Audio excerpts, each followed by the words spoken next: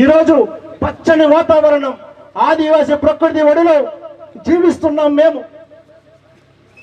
ఈ ప్రకృతి ఒడి నుంచి మాకు దూరం చేయాలని ప్రయత్నాలు చేస్తున్నారు. మేము ఏం పాపం చేశామని మీకు ఓటేసినందుక మాకు ఈ పరీక్ష? మేము ప్రశ్నించకూడదా? మేము జీవించకూడదా? ఆదివాసీలు ఏదైతే పోడి వ్యవసాయం చేసుకొని బ్రతుకు జీవనాన్ని జీవిస్తున్నామో మాకు ఆ జీవితమే మాకు కావాలి.